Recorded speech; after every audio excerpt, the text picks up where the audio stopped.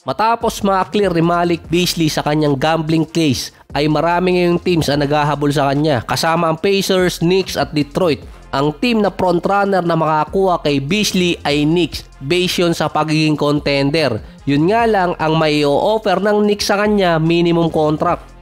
Saka kapag nakuha ng Knicks si Beasley, mababaliwala si Jordan Clarkson dun. Parehas silang ng position at mas better season pa si Beasley noong nakaraang taon. Ang Detroit naman makakapag-offer sana ng 42 million kaso naibigay naman ng Piston yun dito nga kay Duncan Robinson. Akala kasi hindi makakalusot si Malik Beasley sa kaso niya. Ang Indiana Pacers naman meron disabled player exception 14 million na pwedeng ibigay kay Beasley. Yung contract at role papasok siya doon kasi nga walang Tyrese Haliburton na maglalaro next season. Nag-average pa naman si Beasley ng 16 points, 2 rebounds, 1 assist at almost 4 out of 9 sa 3-point area. Siya pa ang pangalawa kay Peyton Pritchard sa 6 Man of the Year na dahil available siya ngayon, pwede siyang kunin ng kahit sinong team. Ang Detroit makakapagbigay lang ng 7.2 million dahil sa non-bird rights. Nagpababa na nga ng kontrata dati si Beasley dahil merong gustong patunayan.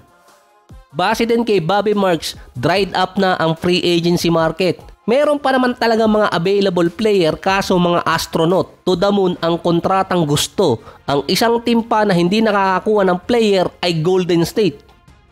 Meron silang mid-level exception na hindi pa nila nagagamit dahil naka-align yun kay Al Horford.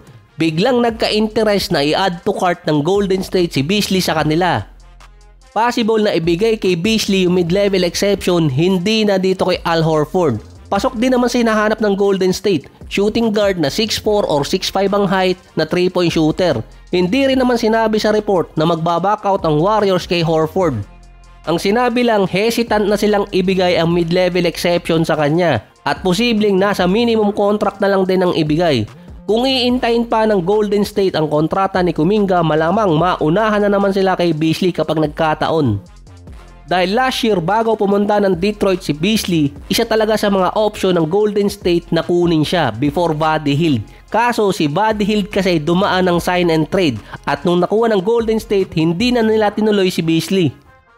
Ang mga teams na pwede makapag-offer pa talaga kay Beasley ay Nets dahil sila yung merong pinakamalaking cap space. Ang Kings naman merong pang mid-level exception kasama pa doon ng Wizards at Hornets.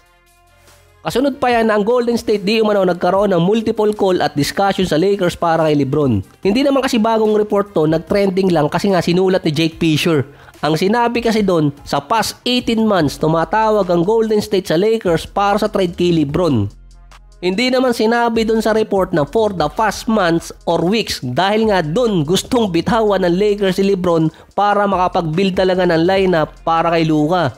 In short, gumagawa lang ulit ng trend or traction papasok ng training camp tungkol sa trade kay LeBron kung meron team ang kaagat sa kanya. Kasi nga gumagawa ng market para sa mga player. Ganun naman kasi talaga ang system sa NBA kaya laging kasama ang Lakers sa mga trade rumors. Kaya nilagay din doon na past 18 months. Pasok pa rin naman yon sa time ni LeBron at ni Steph na nagsama sa Olympics.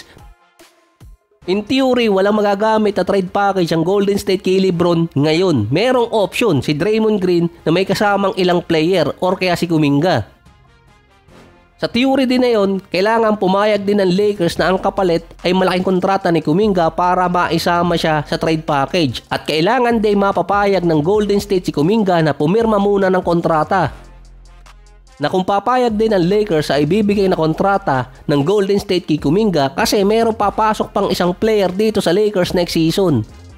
Hindi naman kasi yung GM yung nagpapatagal dito kay Kuminga kundi yung team owner gusto siyang i-retain. Base naman kay Keith Smith, hindi makakapag-sign ng player ang Golden State kasi ayaw nilang tapusin yung problema kay Kuminga. Dahil kung kukuha lang din naman sila ng player kahit hindi pa nakakapirma yung isa, mapipilitan lang din siyang magkaroon ng qualifying offer kapag hindi nakakuha ng kontrata bago mag-October 22.